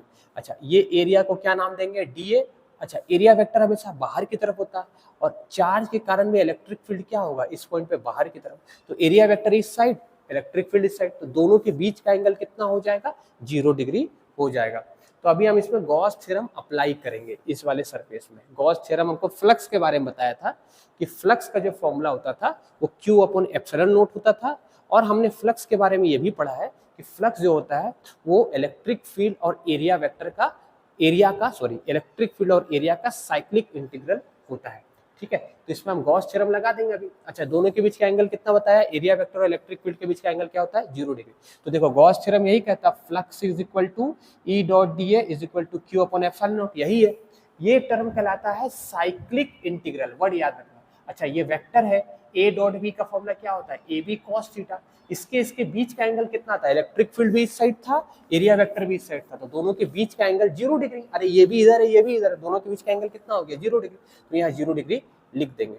अच्छा, इस चार्ज के कारण इलेक्ट्रिक फील्ड पूरे रीजन में क्या है, कांस्टेंट है। याद रखना, गॉसियन सरफेस पे इलेक्ट्रिक फील्ड जो होती है वो क्या होती है, कांस्टेंट होती है। ये गॉसियन सरफेस है, इस चार्ज के कारण जो इलेक्ट्रिक फील्ड होगी पूरे सरफेस में क्या होगी, कांस्टेंट होने वाली है। तो जो कांस्टेंट होती है उसको हम इंटीग्रल साइन के बाहर लिख देंगे। ये इंटीग्रल साइन है, साइक्लिक इंटीग्रल है, इसको हम इलेक्ट्रिक फील्ड, इसको हम इंटीग्रेशन के बाहर लिख दिए। अच्छा, इसका एरिया का फॉर्मूला क्या पढ़े थे हम, बताओ। एरिया का फॉर्मूला हमने क्या पढ़ा था कि स्फीयर का एरिया क्या होता है, स्फीयर का एरिया होता है 4 पाई r स्क्वायर। तो यहाँ पर अगर हम इंटीग्रेशन ऑफ स्मॉल एरिया करेंगे, इस छोटे से एरिया का पूरा इंटीग्रेट कर दोगे तो एक स्फीयर का एरिया आएगा, और वो स्फीयर का एरिया क्या होता है 4 पाई r स्क्वायर। अच्छा, ये r हम ये वाला r क्यों ले रहे हैं, क्योंकि हम ये वाला एरिया निकाल रहे हैं, बड़ा सा एरिया निकाल रहे हैं, ये वाला एरिया निकाल रहे हैं, ठीक है ना, ये वाला एरिया निकाल रहे हैं, इसलिए हम यहाँ पर स्मॉल r स्क्वायर लेंगे। तो इलेक्ट्रिक फील्ड हम बाहर की तरफ निकाल रहे हैं, तो क्या मिल रहा है, इसके जगह में k लिख देंगे ना, 1/4 पाई एप्सिलॉन की जगह में k q upon r square होगा, ठीक है ना। इस तरह से हम कहाँ पर निकालने सीख गए, इलेक्ट्रिक फील्ड बाहर की तरफ। अगर हम अंदर भी निकाल सकते हैं और सरफेस पे भी निकाल सकते हैं। तो अगर हम सरफेस पे निकालना चाहेंगे, अगर हम चाहेंगे कि इलेक्ट्रिक फील्ड बाहर नहीं निकाले, हम चाहेंगे इलेक्ट्रिक फील्ड सरफेस पे निकाले, चाहे इलेक्ट्रिक फील्ड अंदर निकाले, तो बताओ अगर हम सरफेस पे निकालना चाहेंगे तो ये r की जगह में क्या लिख देंगे, ये r। तो फॉर्मूला सेम रहेगा, खाली तुमको क्या लिखना है कि electric field on the surface जो होगा वो क्या होगा, यही चीज होगा, बस इसके जगह में स्मॉल r की जगह में क्या लिख देना है, ये बड़े से r नहीं लिखना है, इसको कम करते करते कहाँ तक आ जाएंगे, r तक में आ जाएंगे, यानी यहाँ पर सिर्फ क्या चेंज हो जाएगा, r स्क्वायर हो जाएगा। और अगर हम अंदर निकालना चाहें तो अंदर में तो कोई रियलिटी में कोई चार्ज नहीं है, तो चार्ज ही नहीं है तो फ्लक्स ही नहीं बनेगा, तो फ्लक्स क्या आएगा, जीरो। यानी कोई भी चार्ज सेल के अंदर का इलेक्ट्रिक फील्ड क्या होता है, जीरो होता है। कोई भी चार्ज सेल का अंदर पे क्या होता है, जीरो होता है। देखो मैंने यहाँ लिख दिया है q upon 4 pi epsilon not r square की जगह में क्या लिख दिया गया है, ये r जो था वो बाहर के लिए था, ये r जो है सरफेस के लिए है, ये r यहाँ से यहाँ तक का डिस्टेंस है, और यहाँ से यहाँ तक का डिस्टेंस क्या है, r स्क्वायर है। तो आउटसाइड में फॉर्मूला ये होगा, आउटसाइड का फॉर्मूला ये हो गया, सरफेस का फॉर्मूला ये हो गया, और अभी अंदर निकालेंगे। देखो चार्ज सेल के कारण कहाँ कहाँ निकालना था, बाहर निकालना था, सरफेस पे निकालना था, और अंदर निकालना था। तो अंदर निकालेंगे तो अंदर में तो कोई चार्ज ही नहीं है, तो अंदर में आप कोई पॉइंट ले लो, यहाँ पर आप गॉसियन सरफेस बनाओगे गोल सा ऐसा, तो वहां पर तो कोई चार्ज ही नहीं है, और चार्ज ही नहीं है तो उसके कारण फ्लक्स ही नहीं बनेगा, फ्लक्स नहीं बना मतलब फ्लक्स जीरो हो गया, तो इलेक्ट्रिक फील्ड भी क्या हो जाएगा, जीरो। तो यहाँ पर वही लिख देंगे कि inside the charge sphere there will be no charge, hence net electric field inside a charge spherical shell is zero. तो हम यहाँ पर क्या लिख देंगे इसके लिए, बताओ, यहाँ पर हम लिख देंगे, देखो इलेक्ट्रिक फील्ड इनसाइड क्या लिख देंगे, जीरो लिख देंगे। तो इस तरह से हम डेरिवेशन को करते हैं। अब अगर इसका हम ग्राफ भी बना सकते हैं, देखो ग्राफ कैसे बनाया गया है, ग्राफ हमेशा हम इस तरह से बनाएंगे, इलेक्ट्रिक फील्ड और आर के बीच का ग्राफ बनाएंगे, ठीक है ना। चलो इसको ग्राफ को मैं थोड़ा समझाता हूँ। देखो ग्राफ हम क्यों, कभी कभी एग्जाम में क्वेश्चन आता है ग्राफ बनाने के बीच में, ठीक है ना। तो ये डेरिवेशन गॉस थ्योरम के हेल्प से हमने बनाया। ये टर्म को याद रखना, इसको साइक्लिक इंटीग्रल कहते हैं, ठीक है ना। और ए डॉट बी का वेक्टर है, वेक्टर का सॉल्यूशन क्या करते हैं, ए डॉट बी का वेक्टर क्या होता है, ए बी कॉस थीटा होता है। अच्छा कॉस थीटा, थीटा कितना है, थीटा किसके बीच का एंगल होता है, इलेक्ट्रिक फील्ड और एरिया वेक्टर के बीच का एंगल होता है। इलेक्ट्रिक फील्ड बाहर की तरफ है, एरिया भी बाहर की तरफ है, दोनों बाहर की तरफ है, दोनों के बीच का एंगल कितना हो जाएगा, जीरो हो जाएगा। अब ग्राफ अगर हमको बनाना था ई और आर के बीच में, देखो ई और आर के बीच में ग्राफ बनाना, तो ये इनवर्सली स्क्वायर का है, तो इनवर्सली स्क्वायर का ग्राफ कैसा होता है, इस तरह से होता है। पर यहाँ से बनाया जा रहा है, देखो यहाँ से बनाया जा रहा है, क्यों, क्योंकि अंदर में तो इलेक्ट्रिक फील्ड जीरो होता है ना, ये आर लिया गया है। ये किसके बीच का ग्राफ बनाया गया, ई और आर स्क्वायर के बीच का ग्राफ नहीं बनाया गया, ई और आर स्क्वायर के बीच का ग्राफ है। मतलब इलेक्ट्रिक फील्ड जो बनना स्टार्ट हो रहा है वो आर के बाहर हो रहा है। मतलब ये जो आर है ना, ये आर की वैल्यू यहाँ पर कैपिटल आर होगी, याद रखना, ठीक है ना। देखो अभी दिखा दे रहे तुमको, ये देखो यहाँ पर कैपिटल आर लिखा है, क्योंकि कैपिटल आर तक ही है ना, कैपिटल आर तक ही इलेक्ट्रिक फील्ड, कैपिटल आर तक की इलेक्ट्रिक फील्ड कितनी, जीरो। अरे यहाँ से यहाँ तक के इलेक्ट्रिक फील्ड क्या, पूरे अंदर में इलेक्ट्रिक फील्ड जीरो है। इलेक्ट्रिक फील्ड तो यहाँ बन रहा है और इलेक्ट्रिक फील्ड बाहर से आगे बन रहा है, इसलिए ऐसा किया गया। तो ये ग्राफ बहुत इंपॉर्टेंट है, याद रखना। इसको क्या लिखना है, ये जीरो पॉइंट है, ये पॉइंट R है, और R से आप दूर जाओगे, R से जब आप बाहर जाओगे, ये R यहाँ तक है, इससे आप बाहर जाओगे तो R बनेगा। तो R तक की इलेक्ट्रिक फील्ड कितनी थी, यहीं तक थी, 0 थी। ठीक है, तो ये डेरिवेशन इंपॉर्टेंट है, एग्जाम में आता है। ठीक है ना।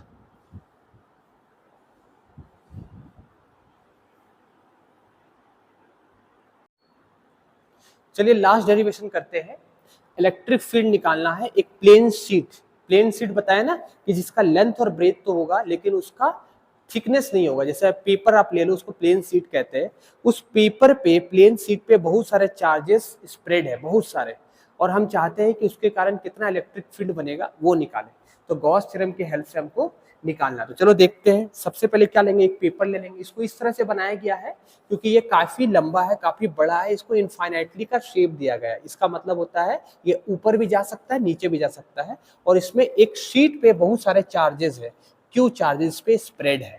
ठीक है ना। अब इसके कारण इलेक्ट्रिक फील्ड हमको निकालना है अलग अलग रीजन पे। इस साइड निकालना है, टोटल निकालना है, इलेक्ट्रिक फील्ड निकालना है। तो हम क्या करेंगे, इसके आर डिस्टेंस पे हम एक सिलेंडर बना देंगे। जैसे एक शीट है, उस पे इस साइड और इस साइड करके एक गोल सा सिलेंडर बना देंगे। इसका नाम देते हैं गॉसियन सिलेंडर। अच्छा, इसकी जो रेडियस होगी, उस रेडियस को हम आर मानेंगे। अच्छा, इस साइड का एरिया क्या होगा बताओ, डीए होगा। इस साइड का एरिया क्या होगा, डीए। छोटा सा एरिया क्या लेंगे, डीए, और पूरा एरिया क्या होगा, एरिया ए होगा। ठीक है ना। तो एरिया वेक्टर बाहर की तरफ होता है। अच्छा, एक चीज ध्यान से देखने वाली चीज है, अगर आप जो गॉसियन सिलेंडर बनाए हो, इसमें आपको क्या ऑब्जर्व करना है कि ये वाला जो पार्ट है, ऊपर वाला जो पार्ट है, इसका एरिया वेक्टर बाहर की तरफ होगा। कर्व पार्ट का देखो, इस साइड का एरिया वेक्टर बाहर की तरफ होगा। अच्छा, शीट ऐसे करके रखा गया है, इलेक्ट्रिक फील्ड ऐसे निकलने वाली है, एरिया वेक्टर ऐसे, तो एक ऐसा एक ऐसा, तो इसके बीच का एंगल कितना दिख रहा है तुमको, देखो इलेक्ट्रिक फील्ड तो सीधे ही निकलेगी इस तरह से। अरे इस साइड ऐसे करके शीट है, उस पर इलेक्ट्रिक फील्ड बाहर निकलेगी, और ऐसे करके एरिया, उस पर एरिया वेक्टर इधर निकलेगा। तो इलेक्ट्रिक फील्ड इस साइड, एरिया वेक्टर इस साइड, तो इसके बीच का एंगल कितना हो गया, 90 डिग्री। और जब भी इलेक्ट्रिक फील्ड और एरिया वेक्टर के बीच का एंगल 90 डिग्री होता है तो उसके कारण फ्लक्स कितना होता है, 0 होता है। याद रखना, यहाँ पर फ्लक्स 0 नहीं होगा क्योंकि इलेक्ट्रिक फील्ड बाहर की तरफ, एरिया वेक्टर भी बाहर की तरफ, तो दोनों के बीच का एंगल कितना हो गया, दोनों के बीच का एंगल, इधर वाले का एंगल 0 हो गया। लेकिन इस वाले सरफेस के लिए इलेक्ट्रिक फील्ड क्या बन, इलेक्ट्रिक फील्ड और एरिया का वेक्टर 90 डिग्री है, एरिया वेक्टर इस साइड है और इलेक्ट्रिक फील्ड इस साइड है, तो फ्लक्स ये वाला कंट्रीब्यूट फ्लक्स नहीं करेगा। जो भी फ्लक्स कंट्रीब्यूट करने वाला वो ये रीजन करेगा और ये रीजन करेगा। देखो यहाँ पर बना दिया गया। ठीक है, अब किस तरह से फ्लक्स निकालेंगे, वही गॉस थ्योरम का यूज करेंगे। गॉस थ्योरम क्या था, flux is equal to cyclic integral of E dot D F is equal to Q upon epsilon naught, यही था। अच्छा, ये छोटा एरिया डीए माने, इस छोटे एरिया को बड़ा करेंगे तो इसका एरिया जो होगा, इस साइड का एरिया क्या लेंगे, ए लेंगे। याद रखना, पाई आर स्क्वायर भी ले सकते हो लेकिन ए ले लेना, बुक में ए लिखा गया है। तो डीए को इंटीग्रेट करेंगे, छोटा सा एरिया को इंटीग्रेट करेंगे तो क्या बनेगा, एरिया बनेगा। इलेक्ट्रिक फील्ड बाहर की तरफ, एरिया वेक्टर भी हमेशा याद रखना, एरिया वेक्टर प्लेन के क्या होता है, क्लोज सरफेस का एरिया वेक्टर हमेशा क्या होता है, बाहर की तरफ होता है। ठीक है, अब चलो वही लिखेंगे यहाँ पर। अच्छा, इस छोटे से पार्ट में कितना चार्ज होगा, ये जैसे यहाँ पर एक छोटा सा पार्ट लिए, छोटा सा एरिया डी है, तो डीए में जो चार्ज होने वाला है उस चार्ज का नाम क्या दिया गया है, डी क्यू। पूरा चार्ज क्यू है, लेकिन इस छोटे से एरिया में, डी ए एरिया में कितना चार्ज होगा, मतलब इस पूरे एरिया में, ये वाले एरिया में चार्ज क्या माना गया है, डी क्यू चार्ज माना गया है। तो देखो D A cos 0 degree, D A cos 0 degree upon Q by epsilon not. क्योंकि ध्यान से सुनना है मेरी बात को, इधर सुनो, ध्यान से सुनो। देखो पूरा चार्ज तो क्यू है, पर हम गॉसियन सरफेस किधर, गॉसियन सिलेंडर हम किसके, कौन से सरफेस के लिए बनाए, ये छोटे से सरफेस के लिए बनाए। तो इस छोटे से सरफेस में चार्ज कितना है, यहाँ से यहाँ तक का चार्ज कितना माना गया, डी क्यू माना गया। इसलिए यहाँ पर क्यू नहीं लिखे, क्यू तो पूरा चार्ज है। आप ये चार्ज लोगे, यहाँ पर चार्ज कितना है, डी क्यू है, तो डी क्यू बाई क्या लिखोगे, एप्सिलॉन नॉट। अच्छा, इधर का इलेक्ट्रिक फील्ड, इधर का इलेक्ट्रिक फील्ड। अच्छा, इधर का इलेक्ट्रिक फील्ड जो बनेगा E into D A cos 0, इधर का E into D A cos 0। Flux, अच्छा दोनों के बीच का इलेक्ट्रिक फील्ड और एरिया वेक्टर का एंगल 0 डिग्री है, तो इधर का फ्लक्स मान लो कुछ आया, इधर का फ्लक्स कुछ आया, तो दोनों को क्या करेंगे, ऐड करेंगे। फ्लक्स स्केलर क्वांटिटी होता है, तो सिर्फ क्या करना है, इसमें ऐड करना है। ये नहीं कि आप पॉजिटिव तो माइनस कर देना, नहीं, दोनों फ्लक्स पॉजिटिव पॉजिटिव आया तो सिंपली इसको क्या करेंगे, ऐड करेंगे। वही इलेक्ट्रिक फील्ड वेक्टर क्वांटिटी होता है, तो वेक्टर को क्या करते हैं, माइनस करते हैं, फ्लक्स को सिंपली क्या करते हैं, ऐड करेंगे।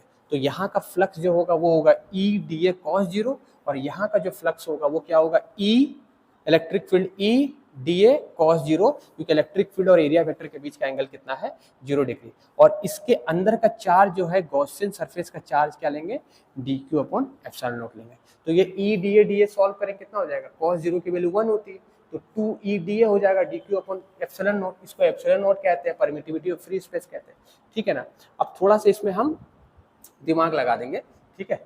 देखो ये डी क्यू चार्ज है, डी क्यू चार्ज जो होता है वो एलिमेंटल एरिया का गॉसियन सिलेंडर का एरिया है। अगर आप पूरा चार्ज निकालना चाहो तो वो भी निकाल सकते हो, ठीक है ना। तो ये हमारा हो गया electric field due to sheet of charge. Sheet मतलब शीट पे चार्जेस पूरा क्या है स्प्रेड है, लेकिन आपने जो गॉसियन सिलेंडर बनाया है वो उस गॉसियन सिलेंडर के रीजन में इतना सा ही पार्ट आया है और इतने से पार्ट में जो चार्ज है वो क्या है चार्ज बताओ dq है। एक बात याद रखना, जब शीट में चार्ज रहती है, ध्यान से सुनो, जब शीट में चार्ज रहती है तो हम एक टर्म यूज करते हैं जिसका नाम क्या है सिग्मा। सिग्मा को कहते हैं सरफेस चार्ज डेंसिटी। ध्यान से सुनो, सिग्मा को क्या कहते हैं सरफेस चार्ज डेंसिटी। इस सरफेस चार्ज डेंसिटी का फॉर्मूला क्या होता है चार्ज अपॉन एरिया।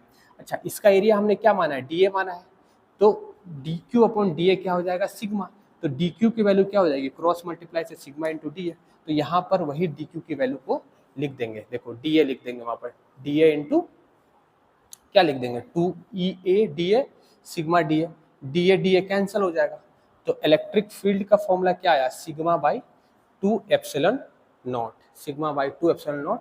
ये किसके कारण आया है, ये आया है electric field due to sheet of charge